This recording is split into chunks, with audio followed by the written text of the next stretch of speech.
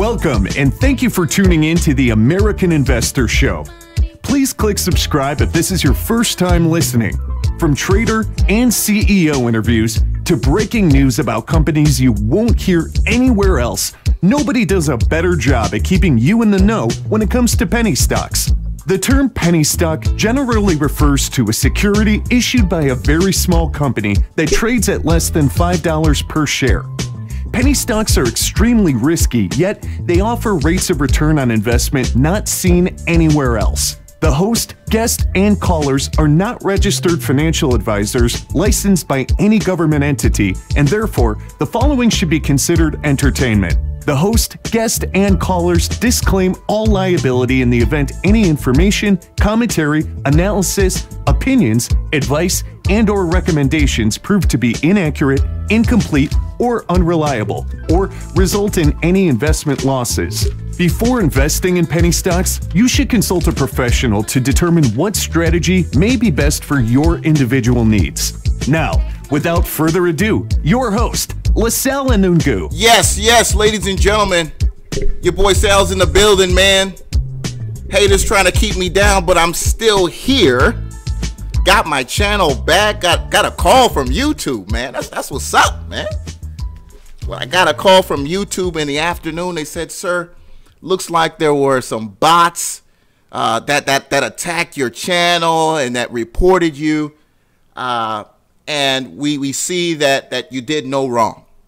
No wrong was done on your end. So what we're going to do is we're going to restore your streaming privileges to your account. And we're sorry for any inconvenience. Shout out to YouTube for getting it done, man. Shout out to YouTube for getting it done. Siding with the good guy in this situation. Shout out to all the people in the chat room. I didn't want to get mad, but I was definitely like, damn. You know? Shout out to all the people in the chat room. I see investors hang out in the building. What's going on, guys? I think that's David. Shout out to David at investorshangout.com. You guys already know I talk about them a lot here on the show. Best place online to follow your best and most favorite OTC stocks. All right. Bad Scientist, what's going on? Yes, indeed. Okay, good. I thought it was David. Yeah, that's what's up. What's going on, David? Legendary 8, Sleepy, Shirley Lewis in the building, Jeff Thayer. Yeah, POTN. I kept telling people, don't sleep on POTN. Don't sleep on POTN. I'm telling you guys right now, those books on POTN are the real deal. That CBD product has a following. You got some people out there who really believe in that product. All right. On the screen right now, George M. What's up? Donzel Essex, Life for Business. Who else was in here? Ann Bullard, what's up? Ken the Barber, Eban R, Juan Diaz, Sirius Manny, Yusuf L, Kenny Nichols, what's up, Kenny? Otis Johnson, Relative, John Rambo, yes indeed, Stock Z, Chris, what's going on? Shout out to all the people in the chat room. Cali Girl, been a minute, Cali Girl. Who else is in here? Ken, what's up, Ken? And Leon. Absolutely. So there you go, guys, in the screen right now. On the screen, rather, we have the NASDAQ, you know, bouncing back off some selling that happened. Of course, we saw, you know, pandemonium happen last week. But look, it was something that everybody knew was coming, and we finally got it out the way. So are we getting back to what we used to see here on the show? 4 or 5% daily gains, you know, incredible month over month profit. Are we going to get back to that? I don't know, but time will tell here. Overall, though, nice 2 days of good gains, good solid gains coming from that sell-off last week. All right, thank you, Kelly Rob. Appreciate that. So let's go ahead and get things started. I see a lot of you guys talking about POTN. One of the top stocks on the OTC. In fact, it was the top stock, most traded stock on the OTC markets today. I believe it had over 2,000 trades. Incredible number for POTN. Nice day today on that stock. Nice day on that stock. Ken, call me back, Ken, 845. I saw you calling. Again, I only ringed once from that 845 number. 1 second here. Let me go ahead and pull my equity feed up so we can get that straightened away. But nice day overall again for POTN. Great candlestick. Great candlestick for that stock. All right. After some selling last week. 845, Ken, you're on the air. What's up, man? Yeah, how's it going, Sal? Hope you had a good day. Good day today. Did black box stocks pick up on POTN this morning? I remember I tweeted you early when it was around 59.60. Let me see. I actually have it pulled up on the OTC side. All right, yes, they did. They alerted it at what time? At 9:09 this morning. The alert went out pre-market on POTN at 9:09. So, yes, that alert did go out. The alert was at 55 cents. And the high after the alert, of course, as we know, was 69 cents. So, a possibility of you getting 18.9% today on that stock since that alert. What a great service. That's great. Wow. Awesome. Did you see, that stock's just amazing. I wonder where it's going to go to. You think could it get back to $1? Well, here's the thing. When we're talking about stocks like this, and as we talked about Pred and many of these other stocks, when they run to a certain level and then sell off, what I look to do is I'm only going to play the breakout of that high that was set. So okay. I don't know if we're going to get back to that level, but if it was something of interest to me, I would only play the breakout of that. What was that high? That what was that, 95 cents or so, 94 cents? So that's right where you would find me at, waiting for POTN if we got to that level and then breaking out higher. Yeah, I guess that reduces the risk, Absolutely. Right? It's all about risk. Absolutely.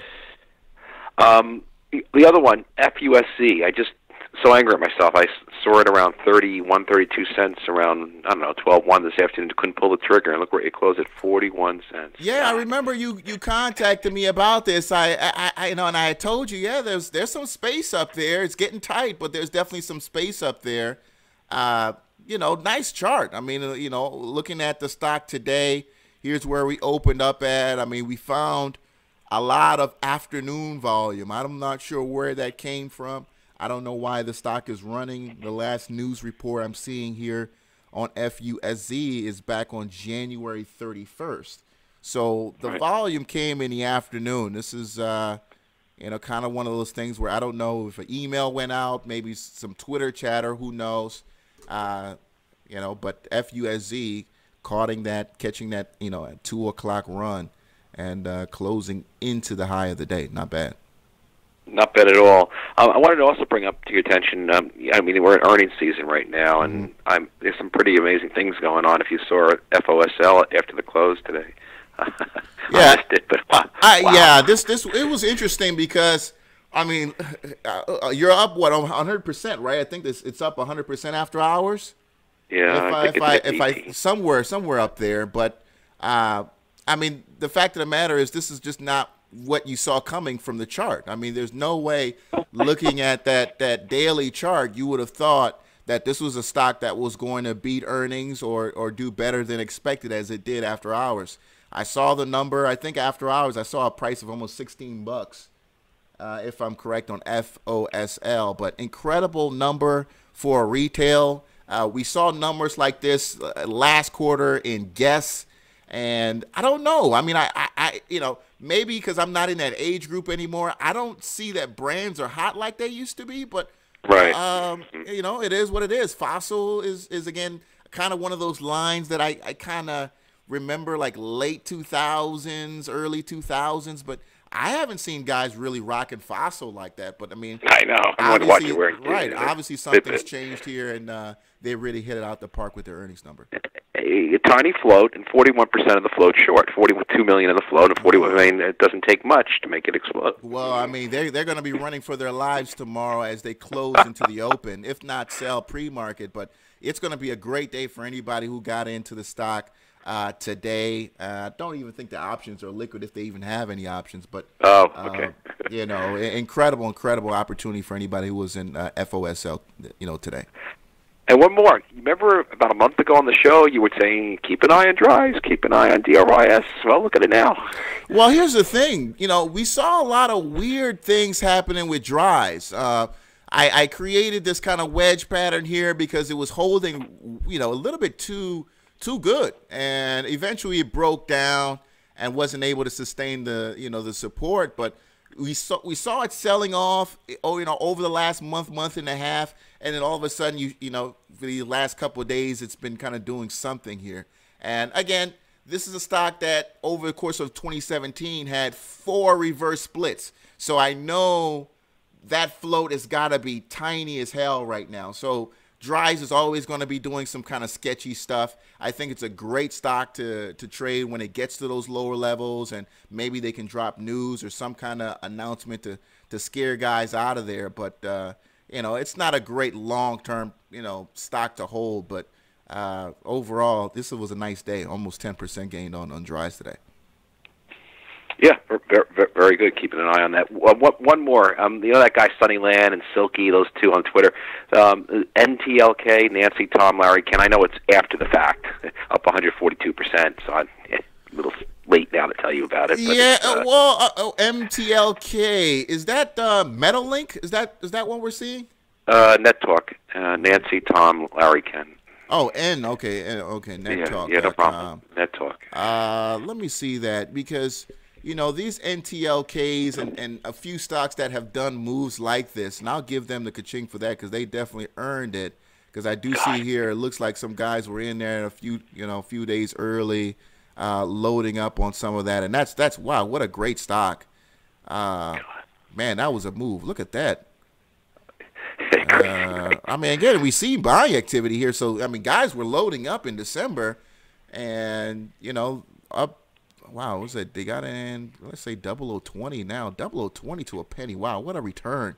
What a return. Even $1,000, I mean, you're sitting well over, or just, you should be just under 5 figures if you got in anywhere in December with $1,000 or more. Solid return for them.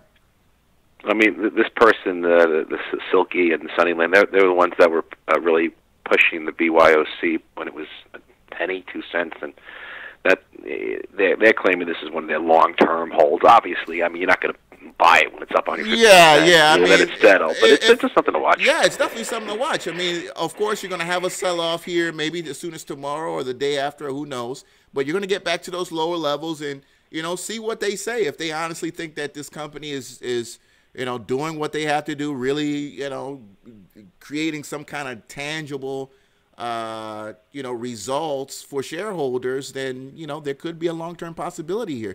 You know, look at POTN. We could have said the same thing when they were at 6 cents a share. You know what I mean? A lot of guys didn't think there was any more upside above that, and look where that is. So things can change, and if these companies can do just minor things to get serious about creating shareholder value, the returns could be huge for an investor who's patient. Yep, very good. And I'm going to sign off. Enjoy. Appreciate it, Ken. Thank you, man. Take care. Yeah, shout out to Ken catching those. You know, NTLK is the ticker. Nice move. Again, you know, as he said, I'm not going to buy the top here, right? You're not going to buy the top here, wait for some selling to occur. But eventually there's going to be a bottom. And again, if the story is legit, you know, you might want to take a small position to see what happens. Again, it's about compounding gains, those compounding gains over the course of time, and that's how you play OTC stocks. Yes, indeed. Batsy says NTLK looks like ZN. Yeah, ZN was a great runner from last year. ZN was a great runner from last year. Where is ZN now? ZN is an incredible volatility play. Oh, wow, ZN did that today? Did not watch ZN today. Did not watch ZN today. Oh, yeah. Here was the move from last year. I didn't even see that ZN move today. Incredible move from ZN. Jeez. Look, what was that? 86% gain today? Oh, that's a monster kill, bro. Monster kill. I gotta give it up to them. Kill. All right. I gotta give it up to them. I gotta give it up to them. All right, going to get back heavy into these common stocks as earnings is now going by the wayside. And I think now is pretty much a bunch of companies no one could really care less about, or anyone could care less about presenting. But again, surprise move on that FOSL. But ZN, nice day. Wow. Bats, what's up? You're on the air. How are you, sir? Hey, good. Bats, what you got for us, man? Glad you got your channel back, man. Thank you. So am I. Everything's coming to fruition. Yeah. Absolutely. So part of the explanation, I know Ken brought up drives. Seeing I've got that dilemma we discussed last week where now I can only buy and sell a stock after 30 days because my wife works for one of the big banks. Been looking at trying to, make some money, smarter trades, and kind of figure out how I'm going to swing long term. I've got, you mentioned Dominion Utilities. Yeah, that's a brilliant stock. And in fact, I think I would have gotten into it because remember, I mentioned last week that I got a sizable bonus from work and wanted to know where to put the money. So going into today, Dominion will move, but maybe not the percentage gains that I'm looking for. So I've got 3 bread and butter stocks I like to talk about, which is these stocks that repeatedly just give you gains when you just trade within the range. The first one is IONS, IONS. It used to be ISIS Pharmaceuticals, but they had to change their name because of their name. So they've now changed to IONS. So this one's actually moving in the right direction, but it went beyond the price that I wanted to get in on the 5-minute. It went past V WAP and never came back. So I'm teaching myself to be disciplined, and so after it ran away from me, I just put it on alert, and it never came back. It carried on coming up or going up. So I decided, well, I can always come back to this one at the right moment. Then the other one I like to trade is Chesapeake Energy, CHK. This one has really been struggling. I mean, I thought after the long-legged doji day before yesterday that would then cause some kind of a gap up or a Morningstar setup. That didn't happen. All we saw was a bull trap, and then today it just bled out again. So this one I'm going to keep on watch because I think once it starts going back up, it still has to get back into the, $3, $3.50 resistance that used to be its support back in the day. So this one has a lot of upside to it and very minimal downside. So as long as it's doing its up and down within the range of these last 3 candles, I think this is one to watch, but we'll have to see. Yeah, CHK has been really struggling. I mean, if you look at, I don't know if you've been following the price of natural gas. You go to mid-January when you're looking at almost $3.43. Now you're looking at $2.50, so it's lost almost $1.10 from December in terms of natural gas prices. So the company is struggling because of that, and it's definitely showing in the chart. So Sal, you're the man who knows everything. So if a stock doesn't meet with the criteria of, say, the Dow or the S&P 500, can it get delisted from there and replaced with another company? Yes, just like ETFs require that certain stocks have certain thresholds or criteria to fit within the fund. Those S&P 500 as well as the Dow 100 and those what's the word? I want to say groupings, but yes, they have criteria that their member companies have to have in terms of market cap and number of shares and dollar price that they have to stay above in order to stay within that grouping. Yeah, absolutely, and they can be because historic companies. I know. Go ahead, Sam. Yeah. Historic companies like Kodak, we've talked about, and I mean companies that were Sears and many of these other companies, J.C. Penney, they were all once companies that were in that Dow 100 or top 50, but unfortunately, because again, business environments change, they get removed from that grouping. Yeah, I know. Right now, there was whispers of GE possibly facing the chopping block. I think GE is both on the Dow Industrial Index as well as the S&P 500, but based on its poor performance over the last few months or several quarters, there were whispers that people might be taking a look at it to have it on the chopping block. And along those lines, CHK is the cheapest stock on the S&P 500.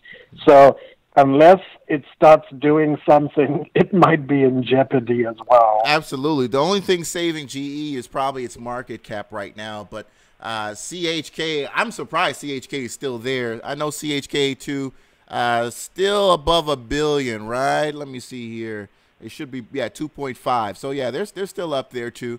But many of those companies, it's market cap that keeps them from being delisted. But again, as long as the price continues to get cheaper and cheaper and cheaper, eventually, absolutely, that's going to be a conversation that's going to have to be had. Cool. So CHK and IONS, they didn't pass the test, and I went into AKER, the steel company. Okay. Looked very good. So you have a two white soldiers formation there coming from a low RSI hammer. So yesterday's green day finished up green, and then today you came in with that second white soldier. And so this one looked good. So I don't know if any of you guys were paying attention to my tweets. I was just entertaining myself because once again, when I look at, I normally swing trade on the daily chart, but in terms of my entries and exits, I'll go to something like a 5-minute intraday. And so for me, intraday VWAP is everything. So after I decided that this one was the one that I wanted to get into, I planned my trade. I said, okay, and I gave it, an hour or so to kind of find its way, because you can get into a lot of trouble trying to, trade the gap and go strategy or just jumping in.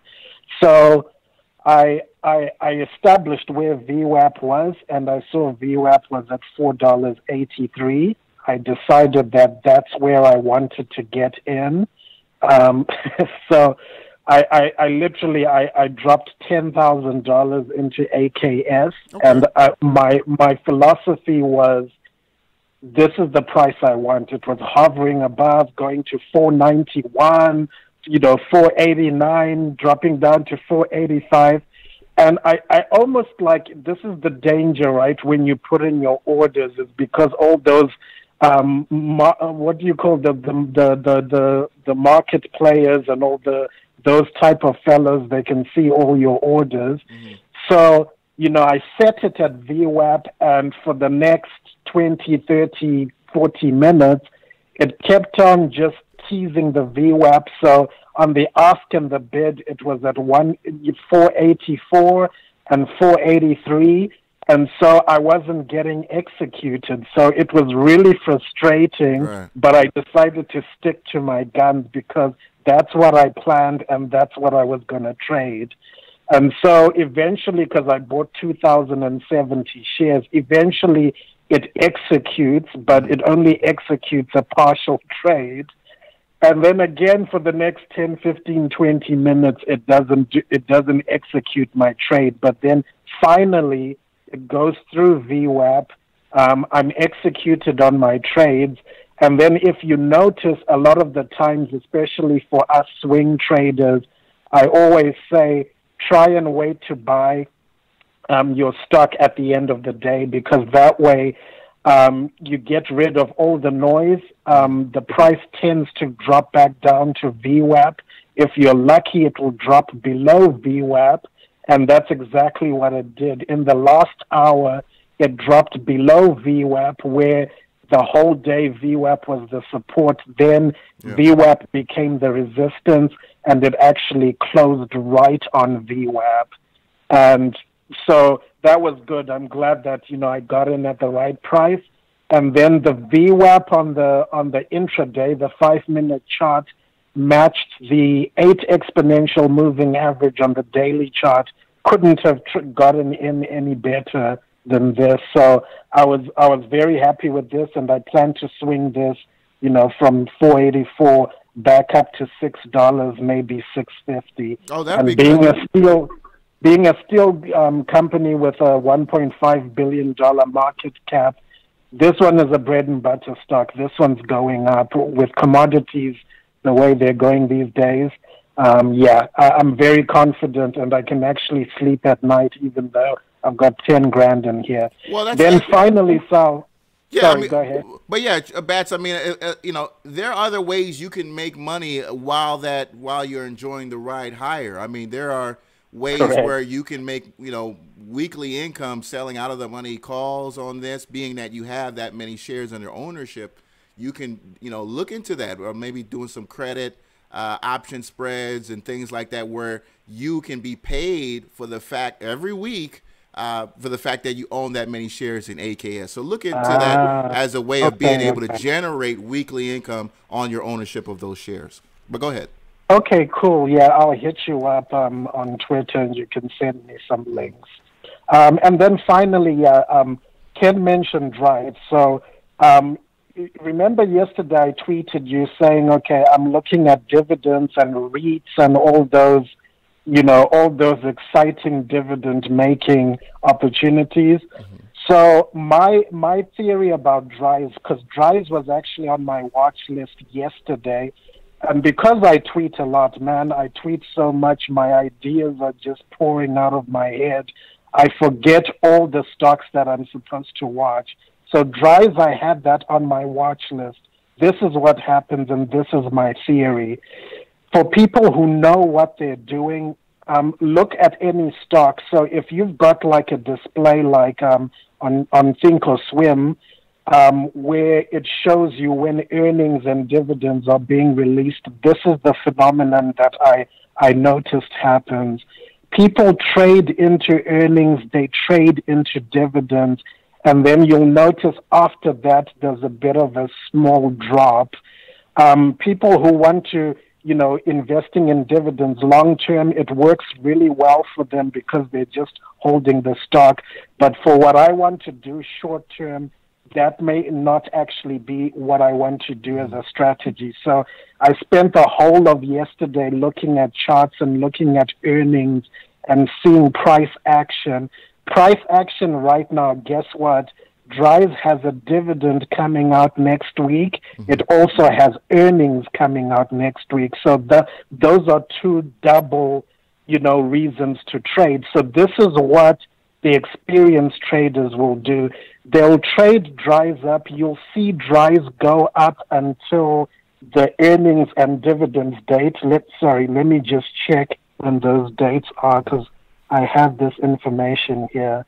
So the dividend is coming out, and it's 2.4 cents per share. That's coming out on the 16th, and that's going to be Friday.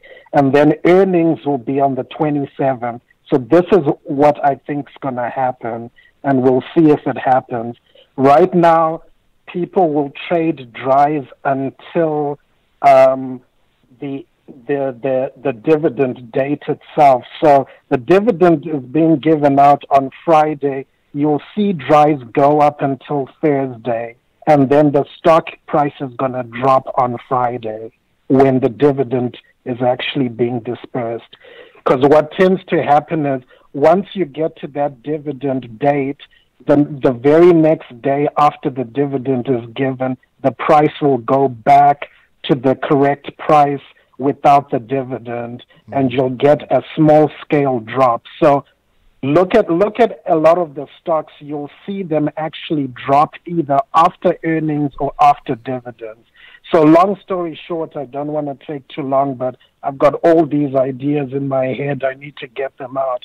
Long story short is, for someone like me who wants to trade like every month, what you do is actually counterintuitive. You don't actually capture the dividend like a lot of people suggest. what you do is actually wait for after the dividend date and after the earnings date. Then after those two, whichever is there or whichever comes first, when the stock drops, because it's going to drop after earnings, unless, of course, earnings were good. But the effect that I've seen is people will trade it up to earnings.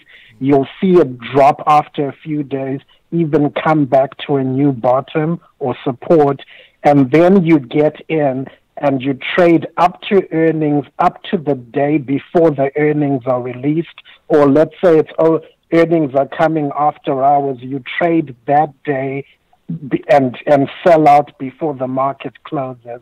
And that's the strategy that I figured out will work for me. Absolutely. It's kind of involved, it's kind of long, and really counterintuitive. You don't actually capture the dividend or try and guess earnings. You trade up to the date that the dividend is given or the date that earnings is coming out, then you get out. Very counterintuitive, but it seems to be what I've been seeing in the charts. Absolutely. Sorry to make this long. No. Bats this is is exciting stuff. Right. No, absolutely. Very, very exciting and very educational. And I saw, based on what you just explained, very similar in what we saw in Snap today, where you had the earnings announcement, and now after earnings, the stock is selling off. And today, you had a really interesting move in the stock where it had almost a bounce. Yes. Now, this is not, I don't know if it's going to go all the way back to 21, but it really traded the same kind of way that you explained it, where you had the sell-off from earnings, and now, interesting with today's move, a bounce from that in the stock coming from early in the AM. So interesting, analysis, Bats, and we'll see how that translates in dries, being that we're going to see that now that dividend on Friday, and then see how the stock reacts next week. It's going to drop after I'm guaranteeing it's going to drop the day of the dividend, which is Friday. It's going to drop. It will trade until Thursday and reach new highs. So if anyone wants to get into dries, and I missed it because I just had too much stuff to tweet about, trade dries very carefully, but I would say if you make money on dries, do not hold dries into the dividend itself. Don't do it. But if people want to go and experiment and see what happens, we'll see. That will be a case study. But thanks anyway, Sal, and congrats for getting your channel. Thank you so much, Batson. Appreciate the knowledge, man, as always. Thank you. Thank you, Sal. Bye-bye. All right. So shout out to Bat Scientist with great information there. And he's absolutely right. I mean, we've already pulled up, Snap. Someone in the chat room mentioned today Twitter up. And I remember Twitter had earnings last week. And as you saw, it knocked it out the park, showing its first profitable quarter. And Twitter stock sold off on the news, but it had gapped up almost, $7. Sold off during the day, but as you can see here, returning back to those higher levels where, you could have came in on the great news, on the sell-off, come in and then ride it back to possibly where it could be going, which is that earnings high, and may break out higher from there. So we'll see what's going on Twitter, TWTR. But great news. Great information from Bats. All right. One more call, and then we're going to get you guys' tickers in the chat room. 703, you're on the air. What's up? Hey, Sal. What's up? It's me, Fisher. How you doing? Hey, Fisher. What's going on? Hey, quick question. This happened to my paper trade like a couple of months ago when I first started doing this. I want to know if this happened in real life, okay? Okay. Yeah, crap. Give me a second. So I bought this thing at like a 0003 just for the hell of it because I was paper trading, right? What's the ticker? The thing dropped. Huh? Yeah, what's the ticker?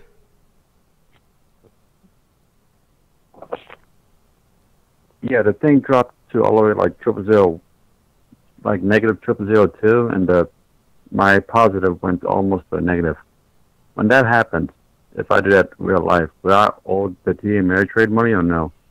Well, let me see the stock you're talking about. I got to see where you're at with it. No, it was like a paper trade I did about like almost 6 months ago. Oh, okay, okay. So I bought it like a 0003, then it went to negative triple like 402, Okay, and my so account literally went negative to like maybe $100. yeah. I mean, I remember Mr. Lloyd calling about he actually saw a ticker go negative. It's very, very rare, and being that also you were paper trading, that could just be a weird system issue thing.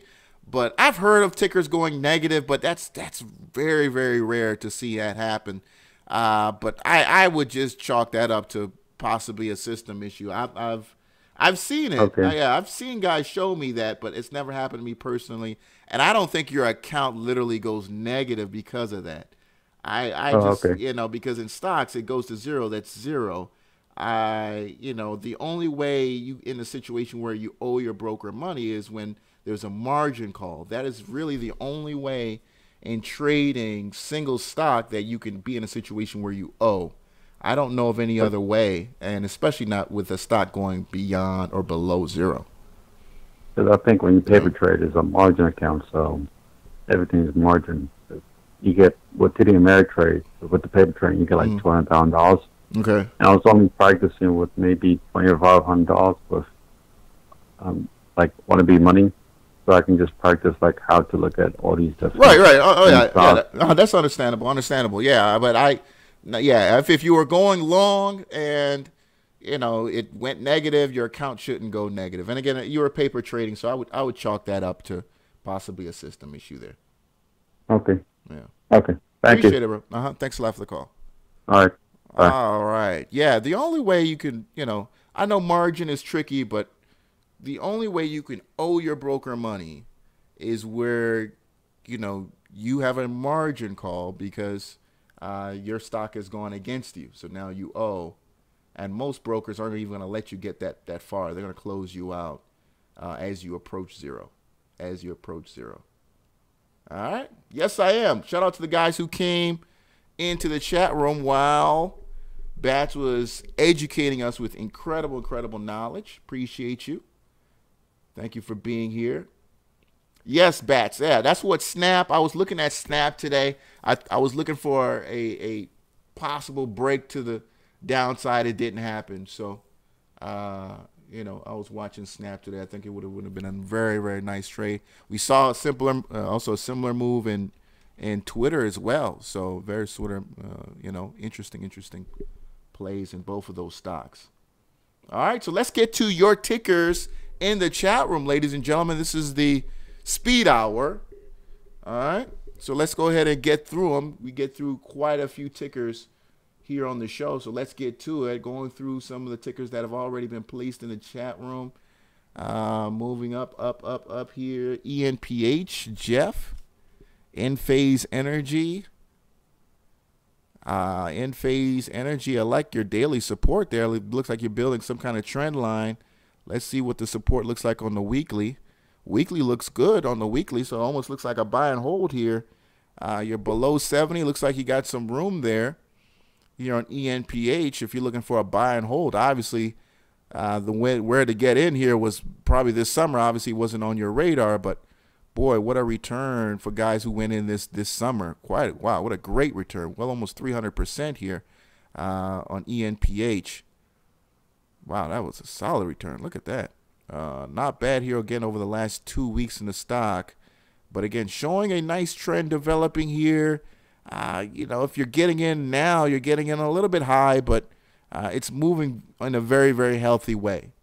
Daily chart and weekly chart showing similar levels on the RSI, so that's a very healthy move. That's a very healthy move on that one. I'd buy it here. It's over the 50 RSI. Do you want to wait for a red day? You could. Figure out what the story is. It's got decent volume too. Trade, 1 million shares traded here. Figure out what the story is. If you like it, buy it. But definitely buying momentum, bullish momentum, and being verified here over the day after day after day gains. You might get a red day here sooner or later. Could be as soon as tomorrow. But as long as this trend holds, this could look really, really nice for you.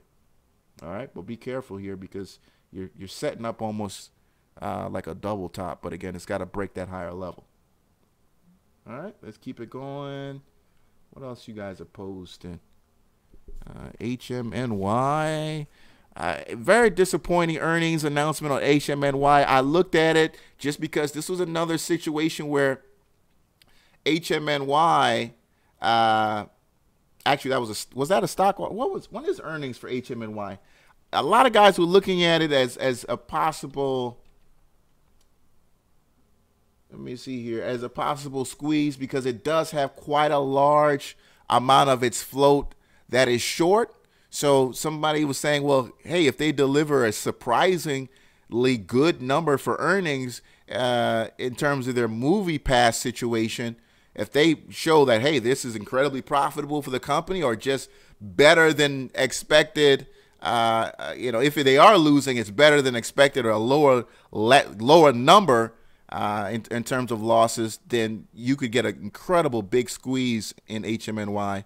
And yet that hasn't came to fruition because, let me see here. Let's figure out when is earnings. HMNY, February 26th. Okay, so we're about 13 days away.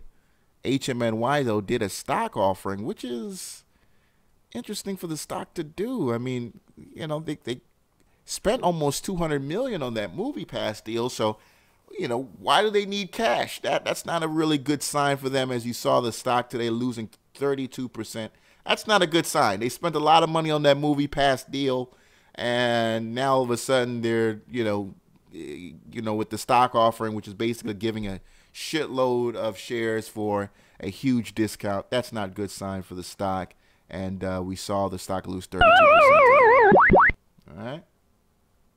Not a good sign. Not a good sign. Ken with ANDI. Very healthy last week. How does it look now? ANDI. All right, getting back to those higher levels. Getting back to those higher levels. Again, it was really good last week, and then it started trading with the market, which was really weird. That kind of came out of nowhere. But again, toward the end of the last week, we started seeing the bulls slowly come back, pick up those cheap shares. And now you're almost a penny higher from those lows back in early February. Not bad. ANDI holding real nicely here too. All right. Yeah, you held that 85 RSI for almost, almost a week and a half. That's very rare to do on an OTC stock. You typically don't see OTC stocks hold, on the higher end on the RSI. Bats, yep, absolutely. Bats talked to us about that a couple weeks ago. Buying secondary offerings on the bounce. So looking at HMNY right now as an entry.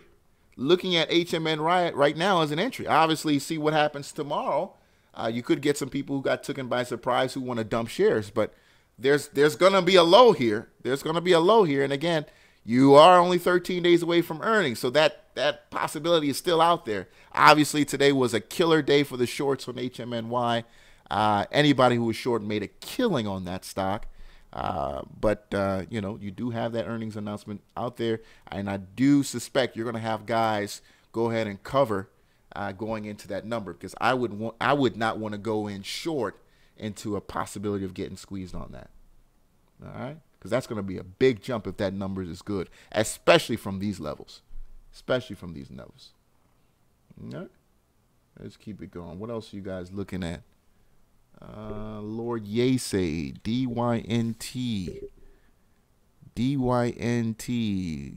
Dynatronics Corporation. Sounds like one of those companies out of the 1950s when circuit chicks came out. All right.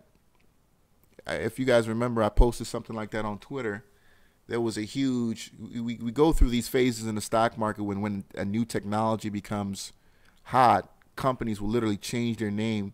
We saw that a couple weeks ago with the cryptocurrencies. We saw that prior to that with marijuana stocks, where everybody wanted to be involved in cannabis. And back in the 1950s, it was circuit chips. So every kind of tronics, megatronics, circuitronics, all that, that happened way back when. And this company, Dynatronics, sounds very similar. I wouldn't be surprised if this is the name is already been a traded company before in the past. Dynatronics, DYNT. Man, the volume is so weak, bro. I mean, only 71,000 shares traded. The average as it is isn't very impressive. I don't know what the storyline is here, but just the lack of liquidity alone makes me kind of side-eye it. So, it's not, you wouldn't even short it because it's so light, and I just wouldn't pay attention to that because it just doesn't have volume.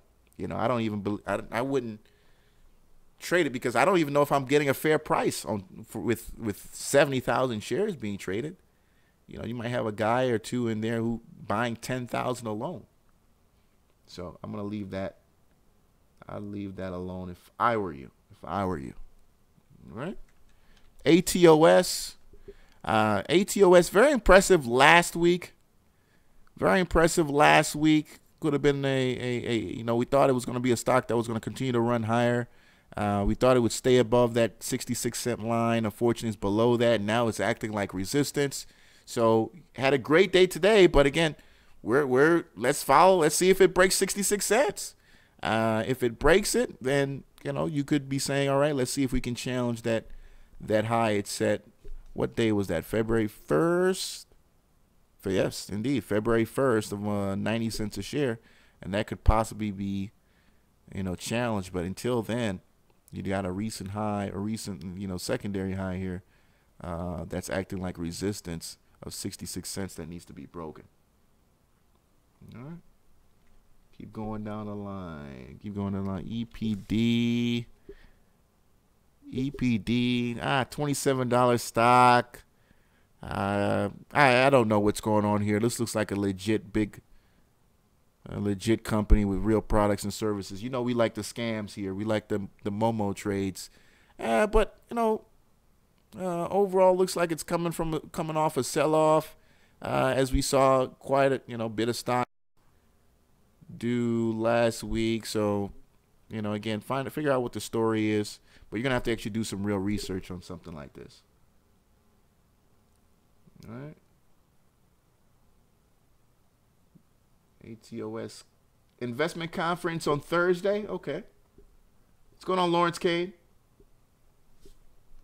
Now, Juan Diaz with an interesting ticker we haven't pulled up in a minute. CARA. And CARA, by the way, this was this used to be this used to be one of these struggling biotechs. I remember CARA used to be a stock we used to talk about pretty frequently here on the show. Made some great numbers on some drugs that they were working on in some clinical stage trials. Knocked it out the park, and now trading at double digits. CARA. I wouldn't call it an acquisition target yet, but definitely a stock that is developing some products with real potential, and holding the double digits really well, but maybe a little bit too boring. Honestly, I mean, you're looking at a stock that's funneled between 12 and that's kind of 12 and maybe 15 over the course of almost 6 months. Almost 6 months here. So a little bit boring for me, bro. But again, if you like the story, go long. But you got to like the story. All right. What's going on, Clay Track? I saw somebody bring up PRED. Look, great story. But I told a lot of guys here, and I'm going to continue to repeat myself on that. We got it to the high. I told people to sell, and I don't want any piece of the stock until we break that high, and that's how I trade. Obviously, if you want to go in now, you can. But I'm looking at the last several days of trading, and it looks like we're creating lower lows here. Getting below now the 50 on that RSI here. That's the 50 line right here. And, we're getting into bearish territory. This is a great company with great technology, great patents, incredible connections, people coming onto the board with years of experience who've turned some companies into multi-million, $100 million companies. So obviously, I think this is a situation where you're just seeing a decline in not only volume but interest. Volume, not only volume but interest. And I'm not going to prop it up, if it doesn't need to, just to prop it up. He's got to actually continue to deliver news and show us that, it's making some progress. So I'm not going to be a fanboy of it until we start seeing, that stock showing some real, potential again. All right. Let's keep it going. SFOR, Strikeforce Technologies. These military stocks, DTII, Strikeforce Technologies, if you want to go long, this is the time to do it. This is really the kind of time to do it. I mean, you can see throughout the history of these charts, whether you pull out Strikeforce Technologies or DTII, OTC defense stocks with a history of real contracts, right? Real contracts. Wow, DTII, what a dump. What happened there? What happened to DTII today? Wow, look at that. Lost 56% today. What happened there? Oh, no. DTII, what happened? Boy. Let me see here. I would, some traders would go in and say, hey, I would just run in and buy, but I don't know what happened. This could possibly be some debt that became flowed or what happened, but something dumped huge today. 35 million shares dumped today, DTII. So, figure out what the story is there on that one. Obviously, Strikeforce looks a lot better than DTII right here. But, again, you're seeing some action out there in the Pacific, winter games. By the way, has anybody been watching the winter games? People are saying these are some of the worst ratings. The Olympics, all those kind of games are really, 20 years ago, I know these were like the things to watch, but now in the internet age, social media age, people are just, they don't have the time, unless it's basketball or some other, maybe Olympic soccer. But besides that, I kind of feel sorry for the guy, the other athletes. But I do see the British as well as the U.S. militaries performing some action out there in the Pacific. Could that eventually become news? I don't know, but I do know these are the times at these lower levels you want to get into these kind of stocks. All right. But DTII, I don't know what happened to that thing. Boy, pulled it up and looks completely like shit. Looks horrible. Saw somebody bring up AKER. I was surprised we didn't see Ken bring this up on AKER. And again, I called it I didn't like it. I didn't like it last week. And, here we seeing AKER down 5%. And I mentioned, when you're coming from those low RSI levels, guys just really just want to fill the gaps, man. They just love playing the, coming from those lower lows, those 20 teens, low 30s on the RSI, filling a gap that was created by a falling window or some kind of other event. And once that gap fills, it's like, okay, fuck it, we're going somewhere else. And that's kind of what happens a lot of the times. And, you had to notice that because this wasn't a stock that even on its primary trend wasn't doing so well, right? It was already a company that was failing, and shareholders were leaving, and obviously people who were in it were selling for lower prices. And I think this is going to be a situation where it's going to now start to kind of continue that trend, and the gap's been filled, and now it's time to go back lower. All right, I think that was the catalyst for AKER over these last couple of weeks. Was that the gap is filled, and now it's over. All right, let's keep going. We did talk ZN. Fisher said too busy making money to watch the games is hilarious. Yeah, when it comes to the Olympics, people really pick their sports, you know. Yeah, you're going to watch the track. You're going to watch the basketball, you know, for the summer games. You know, you're going to watch the swimming if you're into that. You're going to watch the volleyball. You're going to watch some of those other sports. But the winter games, I think, is kind of one of those where it's like, you know. Let's look at DARE. I did see quite a few guys talk about DARE today during in the chat room there at Black Box Stocks. Again, join at blackboxtrader.org. DARE Biosciences down 39% today on, I believe, public offering. Absolutely, public offering on DARE. Again, this is according to bad scientists and some guys who've said this before. This could be an opportunity for you to get in. You know, when a biotech, you know, does a public offering, obviously we know biotech firms typically do not generate any revenue. They, you know, sell shares. That's basically what they do. They sell shares to raise capital, right? And this is just, you know, what they do. This is just what they do. And as you can see here on DARE, they're taking advantage of their stock price. They got to be careful here because they're, you know, sitting just barely above $1. They're at $1.68, but they've got to, you know, stay above $1 to stay profitable. But how many biotechs have we seen slowly shed market value as they go from double digits all the way to, you know, below $1 and then eventually get delisted? We can name off quite a few, you know. DCTH, NVT, RNVA. I mean, we can go on and on some of these biotechs that have unfortunately not done so good. All right. So, again, you got to have to do your research on what the story is, figure out other products, you know, meeting, are these, let me see, not the necessarily the what's the word for it?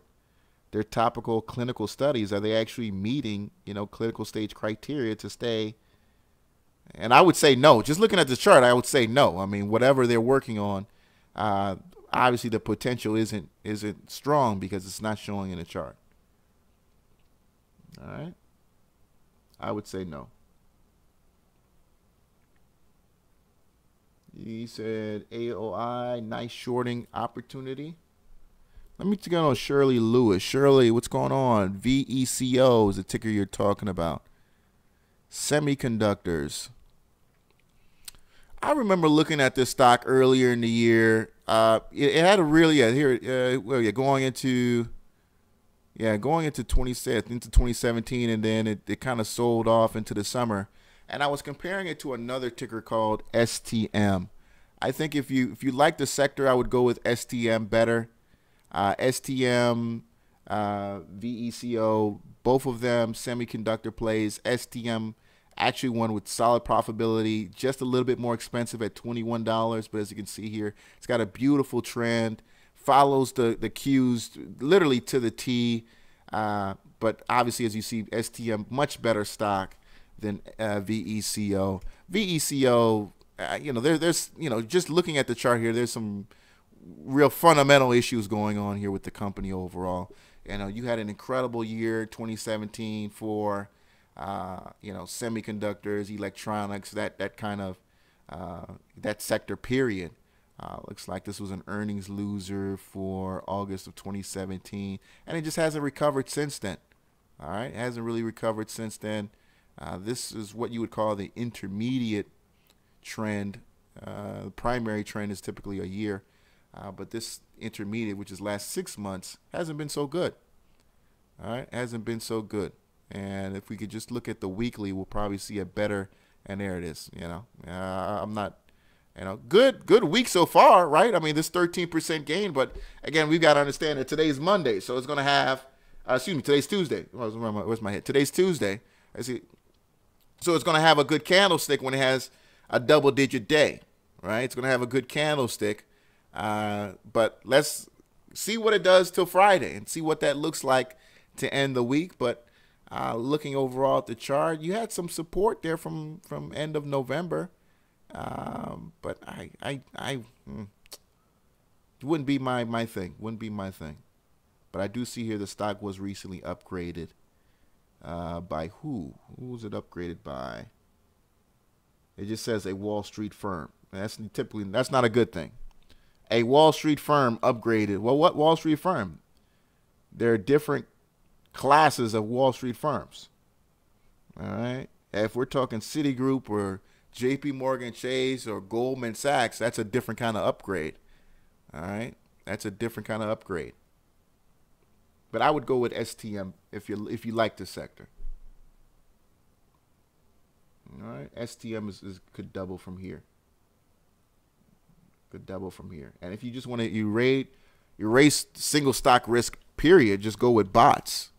Go with bots, you know, which has been a great trend. Sold off like many stocks did last week. This is an opportunity for you to get in. $24. This is an ETF right here that we're going to see at several $100s, you know, 5, 10, 20 years from now. All right. This ETF is going to be, you know, one of those more expensive ones down the road. All right. Do you guys see that report that came out? It was a couple months ago now, but by 2020, we are to lose about 40% of jobs. 40% of jobs, not necessarily lose, but are at risk. How about that? Are at risk to automation and artificial intelligence. 40% by 2020. 40% of jobs. Obviously, you know. Your barber is not going to go away. The guy who does landscaping isn't going to go away. The guy who comes to fix your toilet, you know, repair your roof, you know, those kind of jobs aren't going away anytime soon. But, you know, you work at a call center, you work at somewhere where you're dealing with paperwork, you deal with in some government office doing something with compliance or some shit like that. You're very well at risk of, you know, losing your job to artificial intelligence eventually. All right. Fisher G, you're saying more like 50%? Very well could. Very well could. You know, I was on the road to Durham, North Carolina, which is about, you know, not too far, maybe just about an hour from, maybe an hour and a half from Charlotte, and stopped at a McDonald's, and now they've got machines at McDonald's in terms of, like, you know, you press the board to put in your order. Have you guys seen that at McDonald's? Where you go into and you don't even talk to people anymore. You just put in your order, add lettuce, add tomato, and, you know, I'm like, damn. They're going to turn McDonald's in a situation where, you know, there's just a guy there just to hand out the order or, you know, make sure the shit is clean or, you know what I mean? But you're not even going to talk to a person anymore. All right, because that generation who just doesn't want to deal with computers is by then, you know, moved on, and they figure that you lived in the computer age and you know how to use those digital boards and how to put in your order. Yeah. Fisher G, you like, yeah. I mean, but that's what, you know, and a lot of the young people out here, they don't want to deal with people. They don't even want to deal with people. I've noticed that, you know, a lot of guys in my generation, and they cringe to go to Walmart or go to one of these places where it's like a lot of people and they got to do like little shit. You know, they'd rather not even deal with people, period. You know, because we're so stuck in wanting it when we want it that we don't even want to deal with people anymore. It's like, I'd rather deal with a machine. Yeah. Let's get back to these tickers. All right. BOTZ, great stock if you want to just play the technology of, you know, what these semiconductors are going into powering. These data centers that are using to collect information to power the next generation of artificial intelligence. So escape the single stock risk and buy the ETF. All right. I said, Woody Wright, at your bank, you don't even deal with people anymore. Yeah, absolutely. You know, when the ATM was created, a lot of ladies lost their job at the bank. NAKD.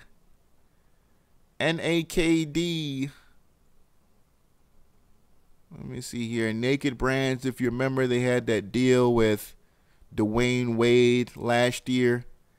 I don't think they're working with him anymore. By the way, shout out to Dwayne Wade ending up back in Miami. That's where he needs to be. I don't know what he was thinking going to Cleveland. Sitting on the bench and, coming off the bench and doing whatever he was doing over there. They had a great squad on paper, but it just didn't come together. NAKD, $1.51, up 5%. Up 5%. All right, up 5% NAKD. Boring stock, though, man. It's boring as hell. I don't know why you want to trade this. That float's got to be pretty big. And it looks like it's relatively low volume. Maybe they need to pump again. All right. Yes, indeed. Bashy said, that's scary. I avoid the self-checkout at grocery stores so you can talk to someone. Yeah, man, you'd be surprised, man. People just want to, they rush to self-checkout because they don't even want to deal with people. You know what I'm saying? But we don't want to create that kind of society because, I don't know if you've ever been in a situation where you're dealing with the company and you really want to talk to somebody. I mean, you're pressing star, you're pressing 0, you're pressing 1, and you're like, damn, I just need to get a human being on this damn line. That's when you really just get like, I don't want to deal with no fucking robot right now. That's where you start to like, okay, I need to talk to a human being. That's when you miss having, a company have a situation where they got humans to take care of you. Great list bats. Let's look at P Bank, HORP or OHRP. OHRP. I remember a couple guys talking about this as a dip play last week. Sets up nice. You're going to have to be patient with this one. 772, you're on the air. What's happening, Sal? What's happening? Hey, Treasure Hunter, what's going on, man? What you got? Not much, man. Let me see. I've been in one ever since, was it last week? I just want to ask you, how long do you think this one going to keep running? EARS? I don't know if you already talked about them. We haven't talked about ears. This is a stock that's done some things in the past. Where is it? Ears. Yeah, it's done some things in the past, but look, it hasn't done very well over the last 2017. I do see it's got some nice little valleys it's created here. But boy, that's an ugly looking chart, man. That's a really ugly looking chart. I mean, last 2 days have been good. I can't really say most, if anything, from there. But as you can see here, well below the 50 on the RSI. It could be a nice little pickup just to see what happens. It's starting something here. In fact, let me put, where are you from the 100? Ooh, wow, you're way, 100 is that. All right, so where are you at on the 20? All right, so you're below the 20 moving average on that. 8? All right, so you just crossed the 8 exponential moving average on EARS. Yeah, this could be, you got very little downside risk. This could be a nice little starter position, right? I mean, it's 33 cents a share. You can, drop a couple hundred if you can risk that and just to see what happens. If you see yourself in profit over the course of a couple sessions, it continues to make highs, starts to threaten that 20 moving average, that 20, which is at 40 cents, and you break above that 40 cents, then yeah, then I would go in with a little bit more strength and see if this turnaround is for real. But yeah, this could be a nice little starter position. But I would position size again into this trade because it hasn't been a winner, short term at all. Yeah, it was. Let me see. Well, I think last week I said, man, I think Sal maybe got on to something, and I was looking at the Home Depot shares.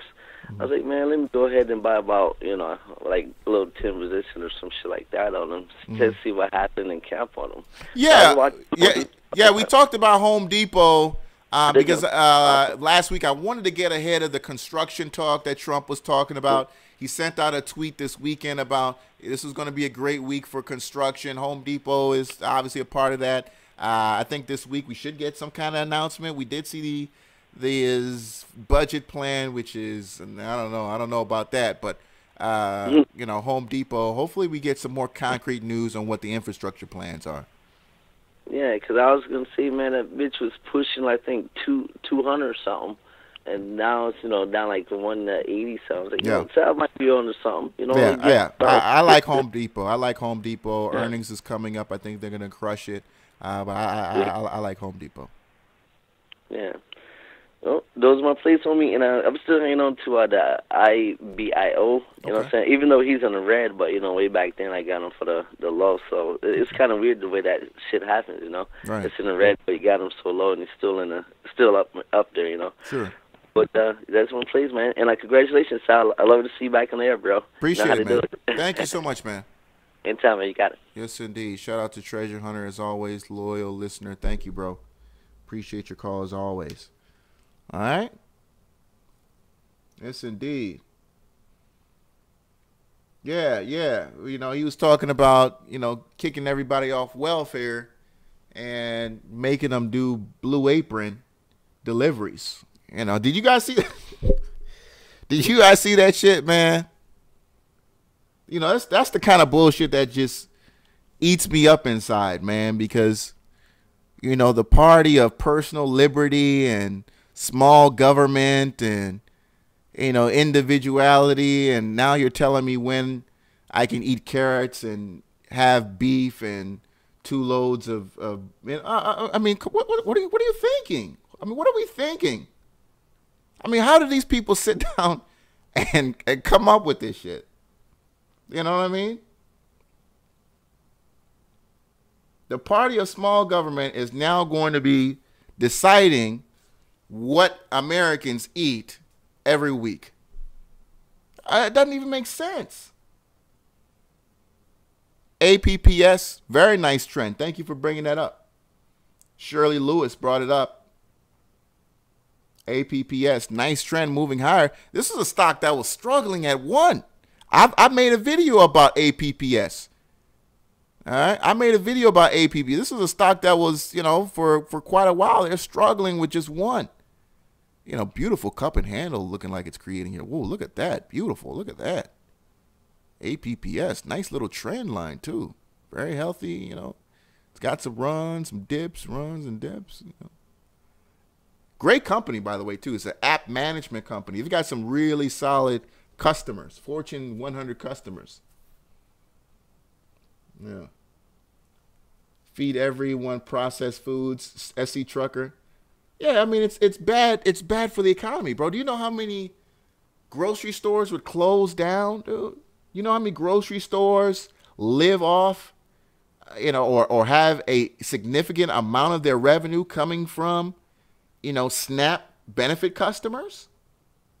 You know how many truckers will lose their jobs because of, obviously, when these, supermarkets close down, they're going to have to lay off their distribution centers and many of these other, kind of businesses associated with the whole supermarket industry. Just doesn't make sense, bro. Just doesn't make sense. I don't know why we make government seem so hard. CHGG. We make it too complicated. CHGG. Up 17%. Chegg, the book rental company. I remember using Chegg in school. Rent textbooks and shit like that. I was a bad Chegg customer because I would rent the book and never send it back. CHGG Chegg. Looks like they killed it in earnings today. But that's another fraud too. College textbooks. Woo. Anybody in here who's been to college will tell you that's the biggest damn fraud ever. Some of these books are like a year or 2 old. You know what I mean? Old editions. They're still selling for $100, $125. I think the most expensive book I've ever played for was maybe, $170, $180. I feel sorry for the people who are in law school, medical school. Some of those books get into the 2s. It's ridiculous. Juan Diaz, you said you work at Blue Apron? Oh, that's what's up. Hey Juan, do you like working at the company, bro?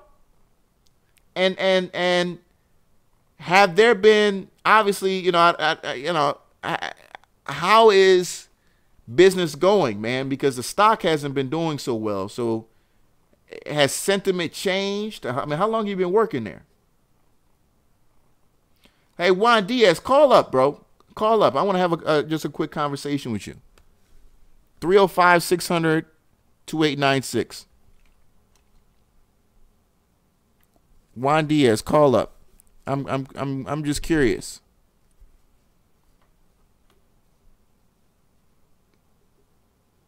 Okay, been there for a year. Yeah, give me a call, Juan. Give me a call. I'm just curious. Ask a couple questions about Blue Apron. Is it, it's got great volume. The people said the food is delicious. They say the food is delicious, but what's going on with Blue Apron is that they're spending their customer acquisition cost is too high. They're spending way more than they should in actively getting customers. And the customers who do sign up, they're not staying. They're not staying. And it's costing them too much to keep a customer. Hey, Juan, can you call me up, bro? 305-600-2896. Yeah, P Bank. I haven't heard any complaints about the food. They said the quality is good, comes well packaged. Let me see, is this him? 908, is this Juan? Yes, sir. Appreciate you, man. Thank you so much for calling, bro. All right, so you've been working at Blue Apron. First, I'm curious, how did you find out about the job? It was a fair job, like a fair, job fair. Okay. Yeah. All right, so you applied, and how long did it take to go through the process and all that? It took about 3 months, man. Okay. To get hired. Wow. Now, what were they making you go through for that long? Background check, I guess. Okay. So just I was one of the first employees on the new warehouse in Linden, Linden, New Jersey. Okay. Now, is it a big warehouse? Like, is it like a? Oh yeah. Okay. How many employees do you think work in there daily?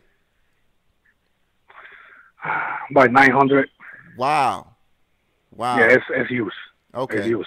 Now you've been there for a year. Would you say from when you started, has business picked up or slowed? Nah, they got slow. Okay. Very slow. Okay. Now, what's the chatter? What's been the cause of the slowdown?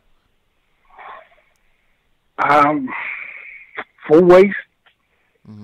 When they get the food from the farmers, it's not good quality. So they've been throwing a lot of food out. Okay. So when the food shows up, some of the food is actually spoiled, and you have to actually throw that away. Yeah. Okay. They had like $20 million in losses in the last 6 months. Wow. Mm-hmm. Wow. Now, have they laid off any people because of that, or no? Yeah. Okay.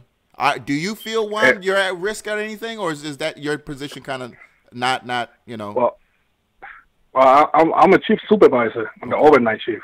Okay. I mean, I'm 50-50.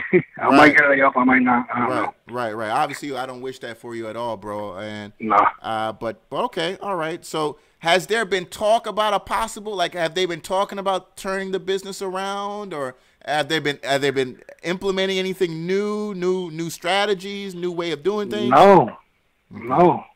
Everything been quiet. Like, I work overnight, so I don't really be in the mornings with all the managers and stuff. Yeah. So everything been quiet. Okay. Wow. But it's very slow right now. So I'm curious though, what do you think they can do to turn things around? Do you have any idea of things? Better delivery. Better delivery, because they use UPS. All these like FedEx. And when the product gets to the customer's house, sometimes it's no good. Because it's supposed to be in there like in 3 days. Okay. Sometimes take more than 3 days, so the food is not good. So we got to return the money and give them a free box. So that's a lot of money. So lost. Yeah. Wow. Okay. Wow. So if they complain, then there's lost box. So you got to receive it back and then refund and then Get send money. them. And wow. Yep. So you're taking two losses on one sale. Wow. Plus the customer acquisition cost. Wow. All right, Juan. Man, that's crazy. I'm also, one last question. Do they have a shareholder program with you and the employees? Like, are you guys offered any shares or They did a few months ago, but we haven't get none yet. Okay. We were supposed to get some shares, but we haven't heard about it. Yeah. Okay. That's interesting. I don't know. I don't think it's gonna happen right now. Right. Okay. Well, definitely, hopefully, things turn around. But Juan, again, man, thank you so much for the call, bro. All right, thank you, man. Yes, indeed. Appreciate you, Juan Diaz, with the call. Okay. Good call there, man. I mean, just curious to see what's going on there with Blue Apron. And, man, obviously you want things to turn around because I got a listener who works there. And that's the thing about management. You just have to ask people who do the day-to-day and get out of that corporate office and hit the floor. Ask your employees what's going on. We just got everything we needed, from Juan about why the business isn't working. You know what I mean? And now, if you're management, you can go to work on what those inefficiencies are. You know what I'm saying? So it's oh man, I really hope they get it straightened out. I really hope they're getting straightened out. But thank you so much, Juan, for the call, bro. Appreciate you. All right. He said GMO food is taking over because of chemtrails.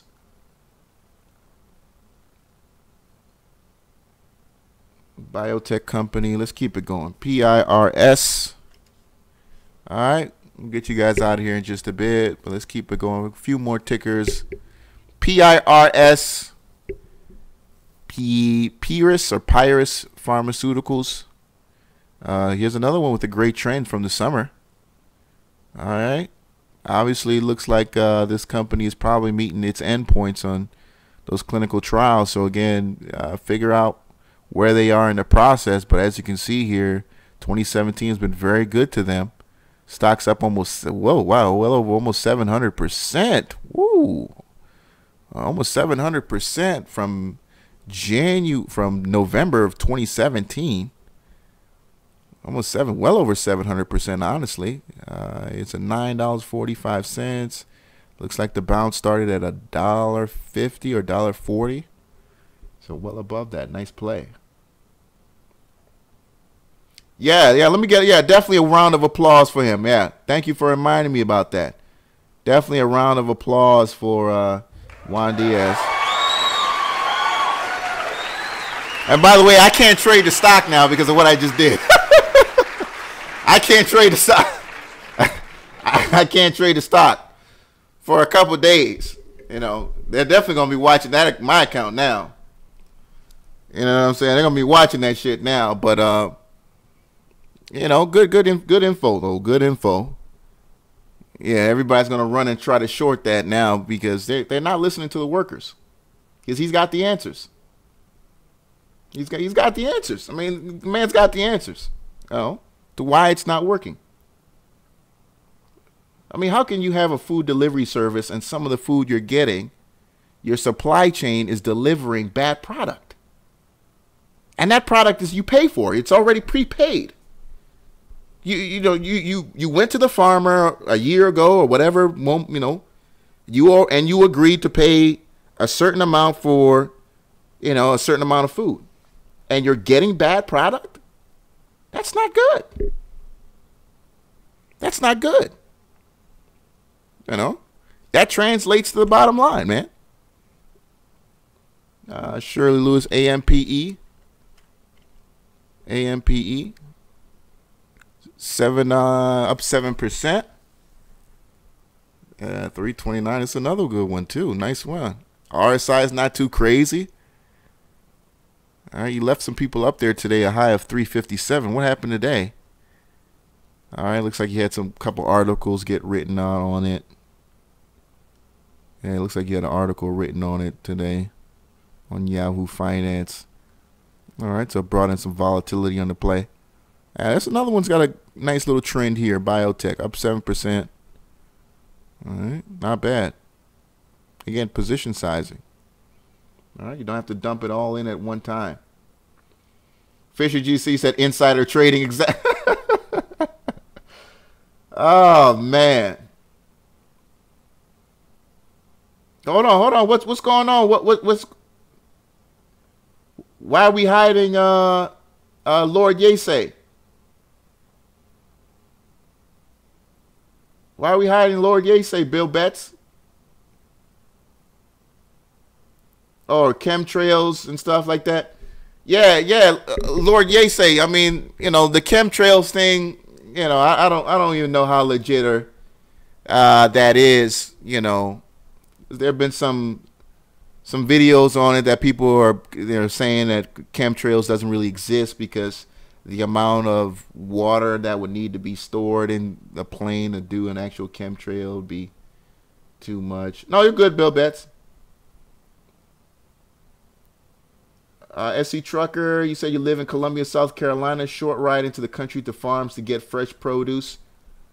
Yeah, shout out to the people who live in South Carolina, man. South Carolina, bro, man. I was driving to Myrtle Beach, and you don't go down. You don't. I don't think you go through Columbia, do you? I don't know. If I do, I didn't notice, but you're just driving through South Carolina, right? And I mean, you're going through some of these small little towns, and they've got like a post office, and they're like the post office is like one story, and it's like, damn, this is like real old school, right? And then I just so happened I needed to take a piss, right? There was nowhere to stop, and I'm a little creeped out. It's South Carolina. I don't really know anybody over there like that. So I pull over, and it's, just these tracts of land right on the highway. It's just these tracts. And so I don't want to be just off the main road, right? So I'm, pull it over. I get out my car and step out. It's a little tract of land, and I start, looking out. And I'm just looking way out into the distance, man. It's just land. And something told me to pull out my phone. I don't know what happened. Something told me to pull out my phone. And Google told me, I'm looking at my phone, literally, I pull out my phone, bro, and Google told me I was literally on a fucking plantation, bro. I was on some kind of historical plantation from 100 years ago. I was literally standing on it. They didn't have a house or anything like that. It was no house. It was just this big ass plot, and it was grass and shit. I was on some fucking plantation. I was like, man, let me get the fuck up out of here, because I'm crazy about souls and spirits and all that stuff.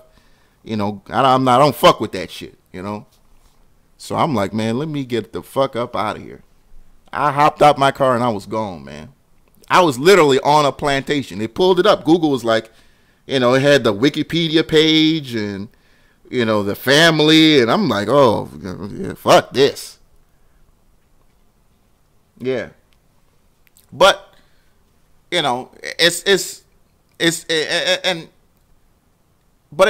looks like communities where everybody knows everybody and, very quiet. I didn't see too much police. I was expecting police everywhere. I didn't see too much police.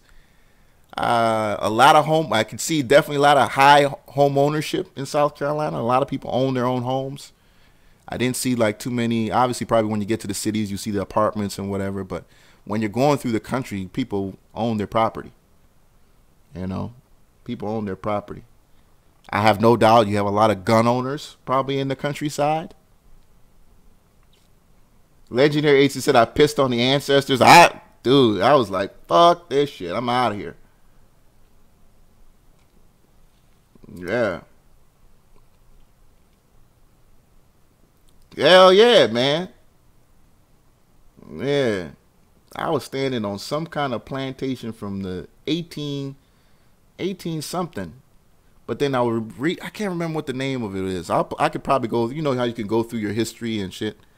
But like the family traced its roots all the way back to like, not Jamestown, but something that was like after Jamestown. And they came down south and they were one of the first people in the area. And I'm like, oh, fuck. Yeah. Anyway, let's keep it going. A few more tickers to get through. But yeah, if you haven't gotten a chance to go to Myrtle Beach, man, go to Myrtle Beach, South Carolina, man. Great place. Very affordable. You know, you can go there and ball out, man. You know, it's not Florida, but great food, good hospitality. You can really just kind of whip around the city, and it's not no crazy traffic or anything like that. I loved it. I love Myrtle Beach a lot. All right. Seeing any real tickers that I saw this week of any promise? Not much. I mean, today was pretty uneventful. I know some of you guys saw my short on INFN. I scaled into that, and it's going a little bit against me now. I mean, slightly, but I think it's gonna fall apart here eventually. It's gonna fall apart here eventually. You had that announcement today on that Morgan Stanley conference. That was a bitch. At 910, you're on the air. What's up? Hello? Yes, you're on the air. Is this small American investor? Yes, you're live on the air. What's up, man? Who am I speaking with? Oh, what's up, Sal? This is Antonio. How you doing? Antonio, appreciate you, man. Thanks for the call. What you got for us, man? I have no ticker, but I've been watching your show for a while, and I'm ready to jump in. So, the reason why I'm calling is, how do I start penny trading? Because you're talking about plantations and 40% of the jobs, so that kind of snapped a urgency in me. So I'm ready to do it. Well, I mean, look, sometimes to keep things fresh, we can get sidetracked for a moment or two. But I mean, look, obviously you got bigger incentives to trade, and motivations to trade. But I mean, to really understand how to get started, man, I would really start to first find choose a broker. Again, I suggest TD Ameritrade. They've got a great education section where you can go in and actually, step by step learn exactly what, you need to do to look, what you need to look for and how to trade. They bought a company called Invest Tools that has, had a great education platform. I mean, this is like $4,000 worth of information that they're giving to you free just for creating a TD Ameritrade account. And it's absolutely free to do so. There's no minimum required, anything like that. Literally takes 5 minutes. And you can go in there, sign up, get involved with paper trading, which is basically where you use fake money to learn how to trade. But while you're doing that, check out Tim Sykes, check out some of the other people on YouTube who have, their own kind of ways of trading, who teach trading. I wouldn't suggest buying anything offhand. I mean, until you really kind of get adept at what this is all about. But start the education process on your own, man. Start really trying to figure out, from point A to point B to C to D until you say, okay, I need to really learn more about, this, whether that's trading strategy or position sizing and things like that. Once you get in depth of understanding what it is we're doing, you know what I mean? So, but I watched the show to get the lingo, yes. Like shorts, option, and stuff like that. All right, cool. But yeah, I would get the broker first, sign up with TD Ameritrade, get into that education section, start paper trading, and then once you feel like you're really learning, you really want to go the extra mile, then maybe you might want to sign up under one of these. I hate to use the word guru, but those are really good people to learn from for a month or two to really kind of get some in-depth training, okay? All right, man. Thank you, man. I ain't trying to be back on no plantation. All right. You take care, G. Appreciate it, man. Thanks. Ah, man. Hilarious. Shout out to that caller. Thank you so much for the call, 910. Somebody said, just listen to me. I appreciate that, man. Look, I just feel like there's just so much bullshit out there. That's why I kind of wanted to do my own thing. You know, you would get into these chat rooms and try to start conversations, and, you know, people wouldn't respond back to you, and I just felt like I was drowning. I'm like, fuck this shit. I'm going to start my own shit. I'm going to promote my own shit. I'm going to talk about my own stocks. I'm going to have a call-in line where people can call up whatever the hell they want to talk about, and all that stuff. But, you know, look, for a new beginner, I'm not against, you know, going with a guy like Tim Sykes and just, you know, seeing, you know, a different kind of way of teaching, right? Getting that deeper lesson, all right? Because I don't do any teaching here. I think we do a great job of, you know, giving guys great tickers. I don't think there's any better place to go in terms of finding a shitload of tickers in an hour and a half. You know what I'm saying? Because most of us, I know myself, you know, an hour and a half, you know, I'll probably go through maybe 10 just because I'm doing it a little bit deeper. But with the show, we can really, you know, spit them out. All right? Because we got to keep each other entertained. 559, you're on the air. What's up? Just Lord Yase, man. What's going on? Hey, man, you keep calling me Yase, man. It's Yase. Yase. Okay. Where does that Hey, I just called to talk. I just called to. Huh? Like, is that a Hebrew name? Like, what is that? No, it's just a name. It's just a name that, you know what I'm saying, the Lord put on my heart to take in. It just means thy will be done. Oh, okay. Okay. That's what's up, man. You know what I mean? I just called to tell you know, apologize to you and the Trey family. I didn't mean no disrespect about what I was talking about. Oh, no, not at all, man. Look, I understand that, you know, we live in a country that has performed experiments on us before. So I'm not surprised that if that's going on now, and, you know, it is what it is, bro. So no offense taken, man. Right. I'm just, you know, I've been through diseases, overcoming 3 cancers and all kind of stuff like that. From a whole lot of stuff going on in this world, you know what I mean? I was just trying to put some word out there to people, you know what I'm saying? When you was like, why are we blocking your Lord Yase? You know what I mean? Lord Yase. I'm like, man, what happened? What did I do? You know what I mean? You know, but I respect the show. I respect everybody up in here, man, because I learned a lot, and I'm doing real good on the stocks and everything because of this show, you know what I mean? Thank you so much, bro. And again, man, no offense taken, bro. I appreciate you in the chat room, man. Hey, man, it's Yase, though. Remember that, though. Yase. I'll try, bro. But it's sort of like Yahweh and Yahshua, but it's Yase. Yase. Got it. Thank you, man. All right, 100, man. Yes, indeed. Lord Yase is his name. Yase. All right? Lord Yase. All right. Fisher G, appreciate it, man. He said, forget the guru, Sal all day. You know, speaking of gurus, we had, and, you know, I tried to invite this fuckboy on the show 2 times. His name is Austin Page.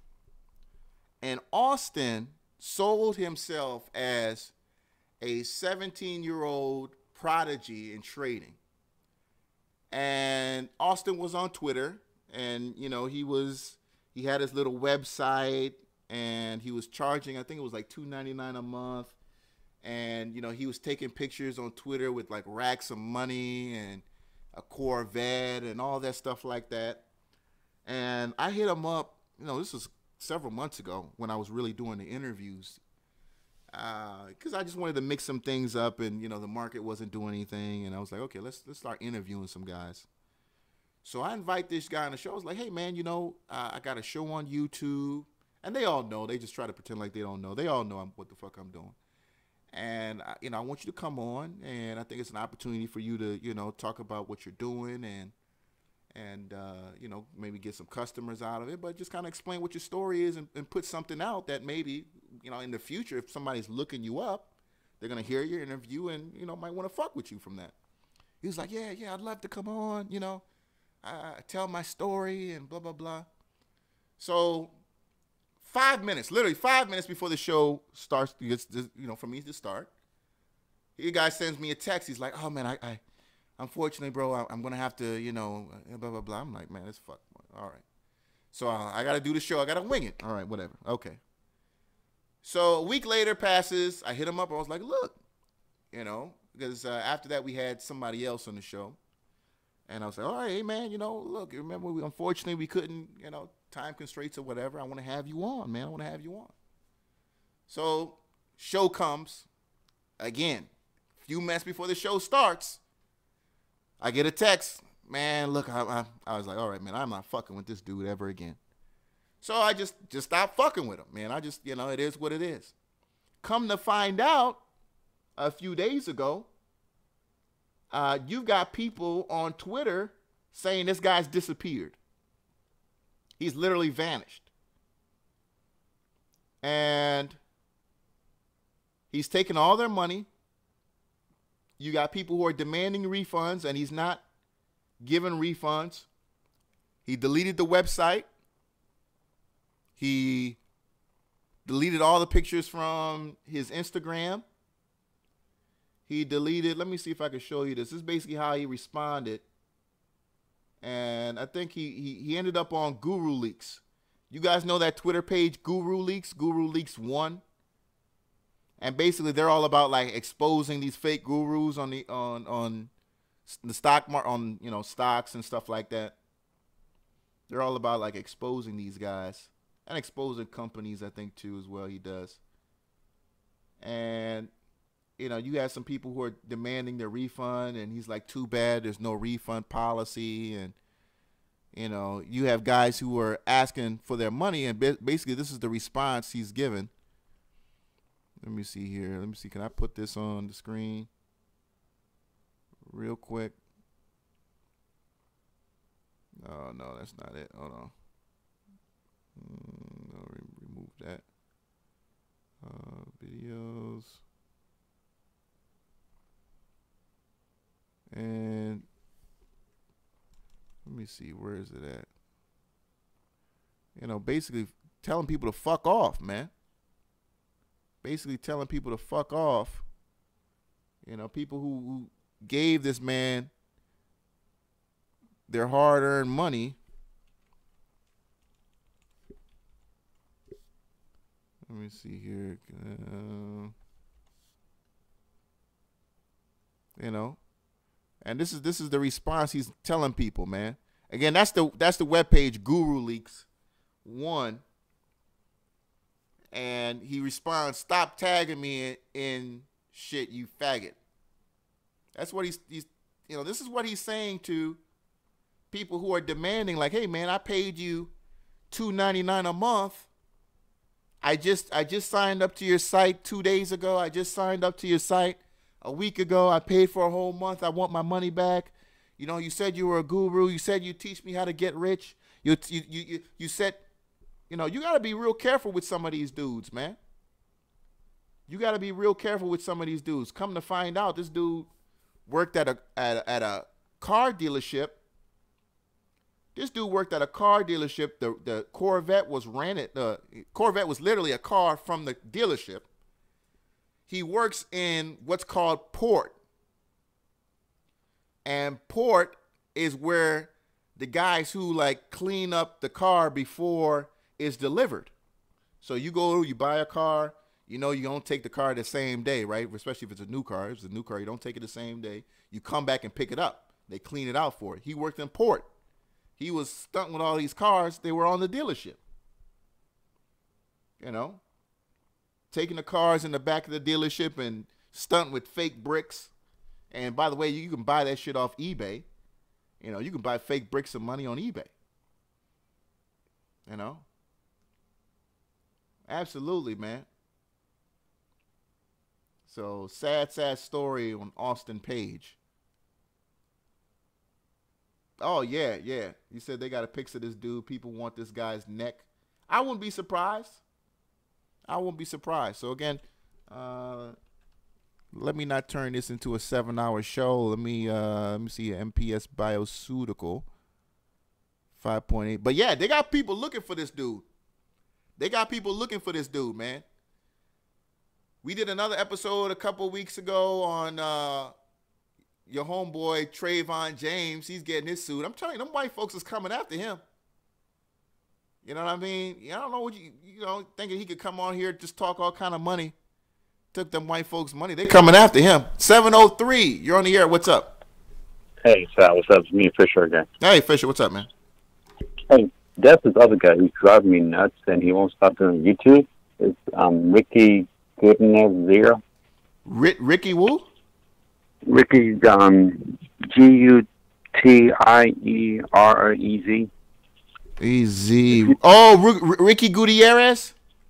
Yeah, that bitch, because I don't see no track record of his, but he keeps talking about the stock he trades with his little sister, his little brother. Yeah, Ricky Gutierrez is another little hustler, and that's another guy I don't really fuck with. Again, he's the one, and it was so slick because he came on YouTube on like, yeah, I just want to make videos to help people, and I just now he got like a $300. Yeah, now he's got a $300 course, and he's paying for promoted ads on Facebook, and that's another guy that I think he's like a front. I don't know if there's like people behind him who are like really pulling the shots, and he's like the front guy, but he's another guy who pays for ads and stuff like that, where I think somebody's paying him to be the guy, but he doesn't know anything about stocks like that. I don't really think so, and it's just sad.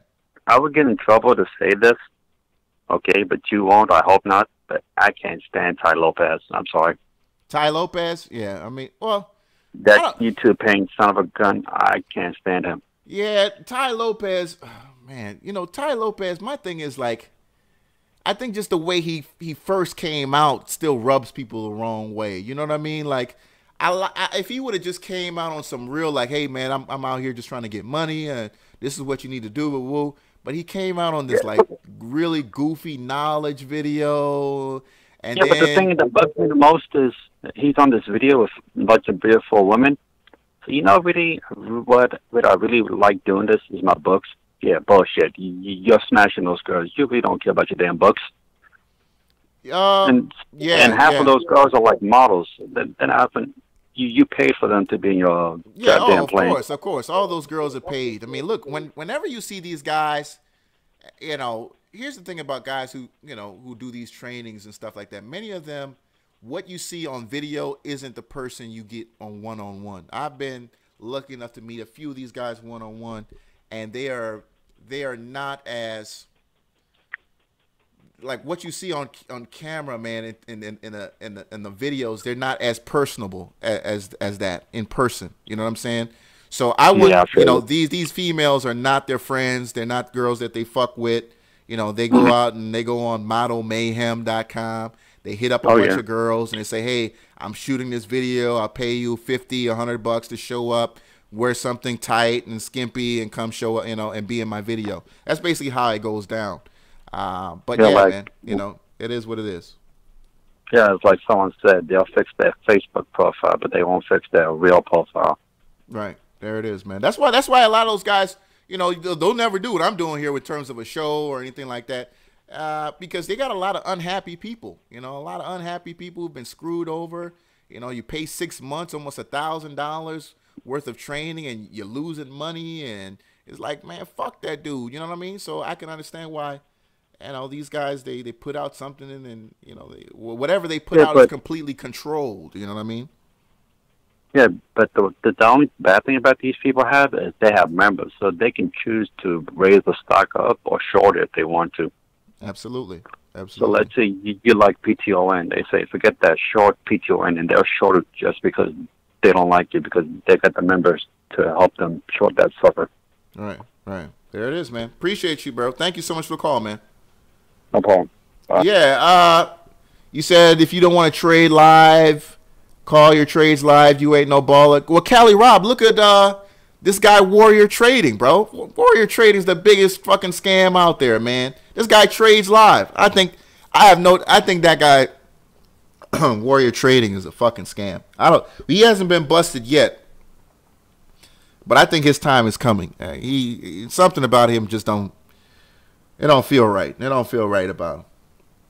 Something about Warrior Trading to me, I just, something about it's just not right. Something about it's not right. Ricky Gutierrez, Ricky Gutierrez is he's not right too. Something about him too. I just don't. It feels really off, and that's why I don't know if it's something behind him, or maybe he is also one of these fakes, just like Austin Page. And that's why I fucked with Tim Sykes. Well, because he's really, their daddy. He's the big daddy to all of these guys, these furus. And because a lot of people were seeing the money he was making. And, he's the only guy who you can honestly say, man, he's made, he's turned guys into some legit traders, including myself, because his strategy works, man. And it's timeless. Finding really shitty companies that have overstated their potential in the market. Investor enthusiasm has been too high, and there's an inefficiency there that you can take advantage of by shorting these stocks to the downside. It works every single time. Every single time. His first millionaire, Michael Good, and then, several other after that.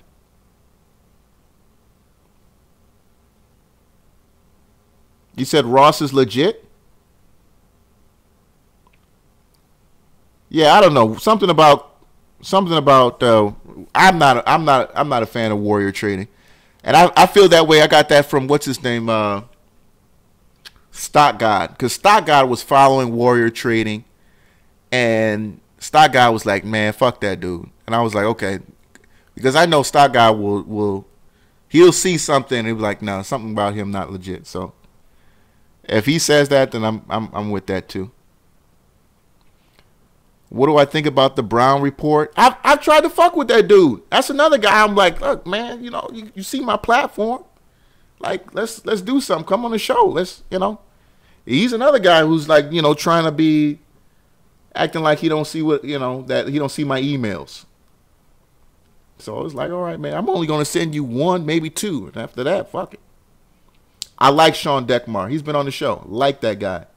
Dekmar's legit. He's another guy who's really out here making money. That's why he's not ripping you off on his training. Bulls on Wall Street. I can't stand the way that guy sounds, man. He sounds like he's talking through his nose or something. That Bulls on Wall Street guy. Yeah, I don't fuck with that guy. I don't. Said Peter Leeds. I like Peter Leeds. I actually like Peter Leeds, man. You said Stock God said Tim Sykes wasn't legit. When did he say that? I have to check. I'm gonna check with him if he said Tim Sykes wasn't legit. No, Tim Sykes.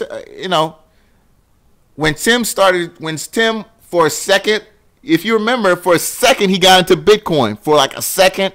Remember he tried to do like a Bitcoin conference, and then Bitcoin started falling apart, and he was like, fuck that shit. Yeah. Yeah, Peter Leeds is a legit OTC trader, man. Peter Leeds is certified. I like Cameron FUSZ too. I like Cameron FUSZ. I appreciate you, Bats. Cool Cat, you said he's legit, but he's an asshole. Yeah, he's rubbed a few people the wrong way. Yeah, Peter Leeds is that dude, man. I fucks with Peter Leeds, man. No bullshit, just real straight to the point. Never overdoes it, real simplistic. Doesn't sell any bullshit. Just kind of, I like him. I don't, that inner circle stuff.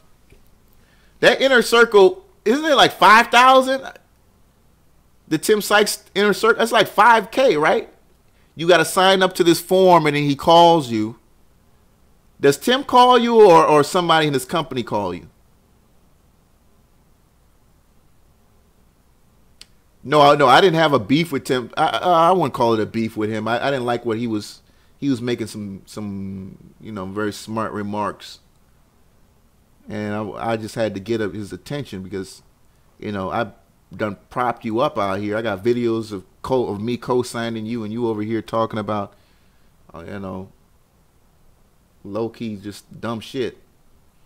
You making me look bad, so I had to say what's up. Just a little friendly G check. That's all that was. Just a friendly G check. Barry Davis. Barry Davis was a guy who wanted me to work with him on PRED, on PRED, and some other stocks. And PRED, I liked it for myself. I was like, man, look, I like this stock for myself. But he wanted me to do something where it was like, why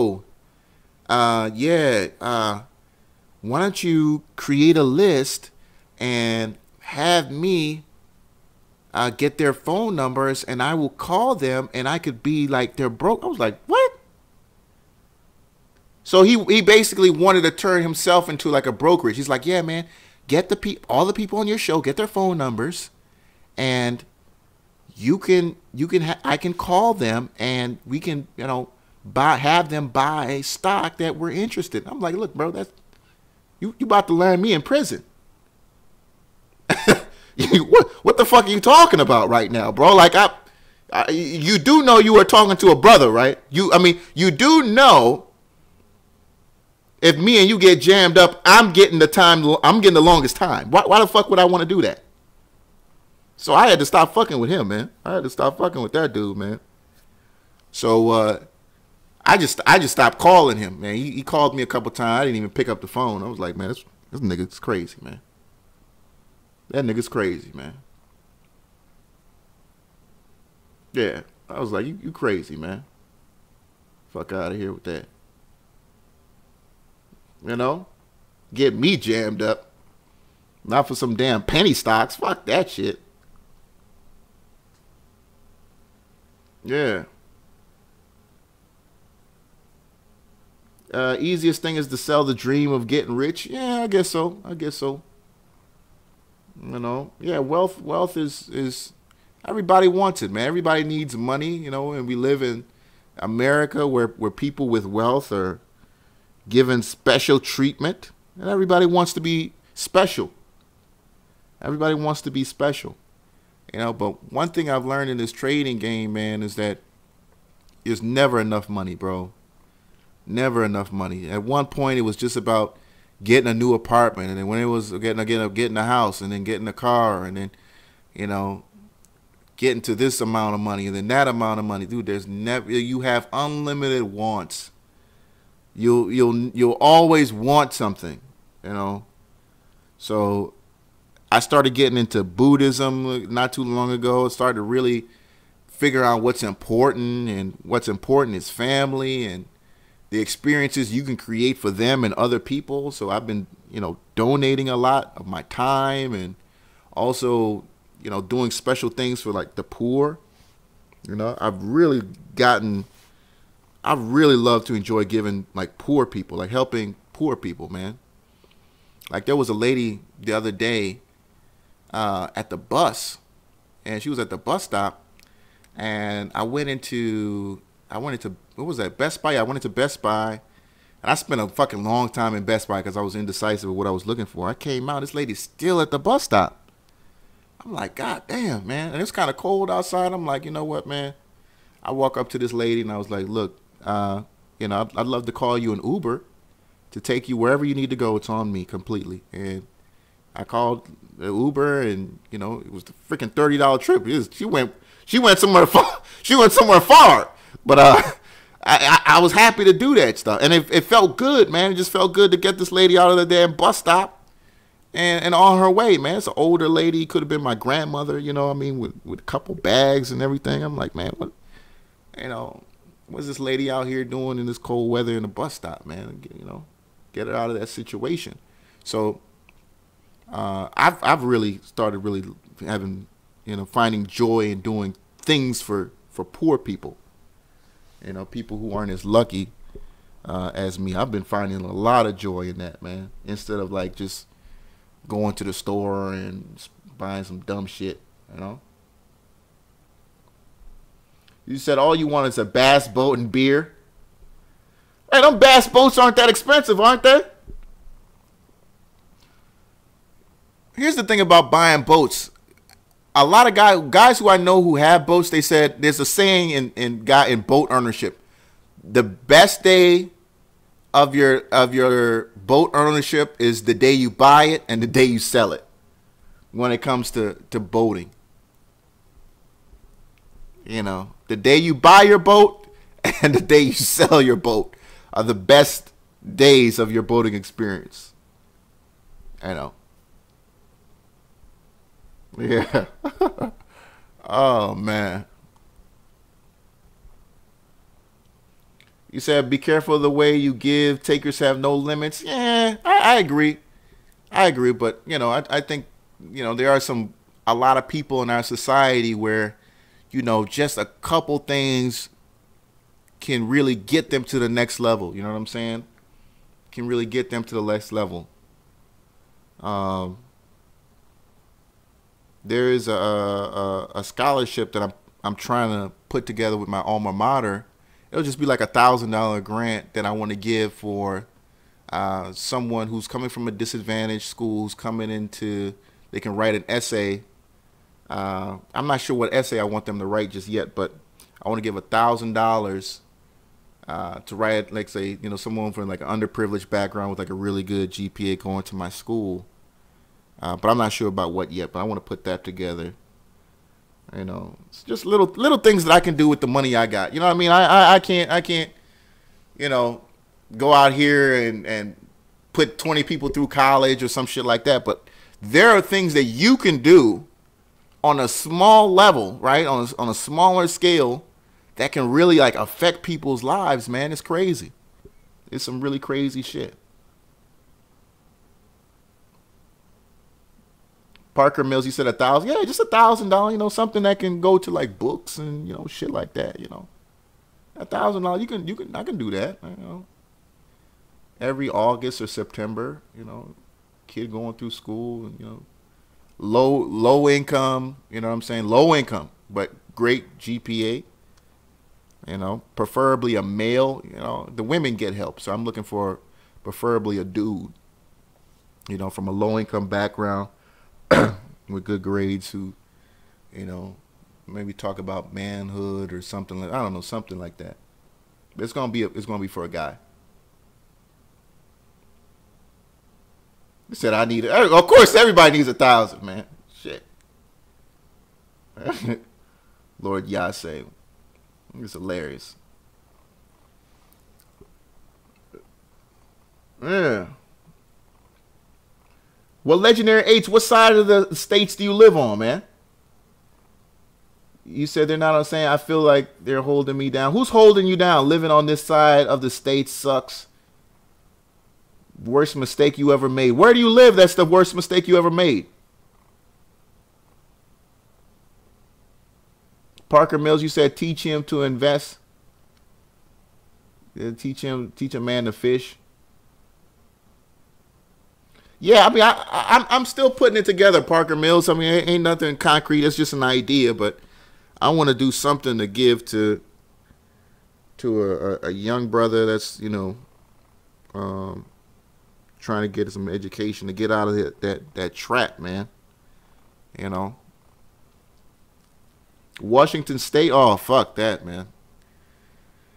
Fuck Washington. Yeah, I mean, what brought you out there? Like, what are you... Legendary, you went to Washington State from New York? Why would you leave New York to go to Washington State? What was in Washington State, man? That's like you left cold for cold, but worse. What was in Washington State that you left New York for? I mean, people leave New York to go to, North Carolina, Georgia, Florida. Who the hell goes from New York to Washington? That's going from expensive to expensive.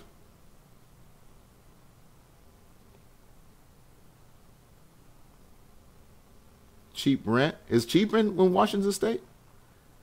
No, I don't. I don't like Clay Trader at all, man. I don't like Clay Trader at all. I don't like Clay Trader at all.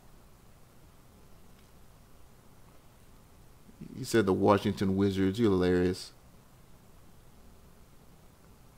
It's the mini Silicon Valley. Okay, so you were looking for a job up there with what, Amazon or I know Microsoft is up there too. You were looking for a job up there or something? Yeah, Washington is beautiful. Don't get me wrong, it's a beautiful state. But you living out there in the Seattle area, you know, the prices can get up there.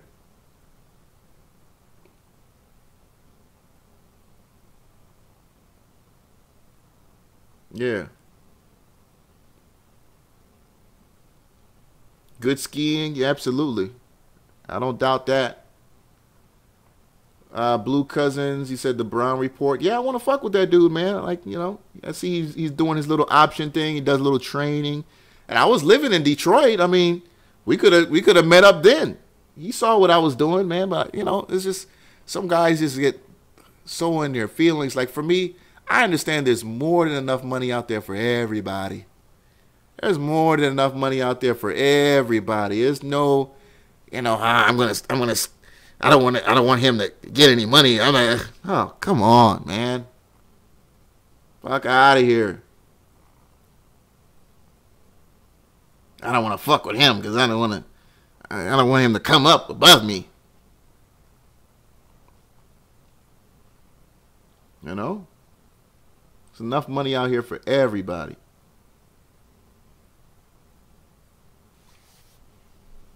All right. Where's Legendary 8's at though? But hey, Legendary 8's, are you working out there now? Are you okay? You're in the tech field. So are you with one of those Fortune, you know, these little high tech companies or whatever out there? Yeah, I lived in Detroit, man.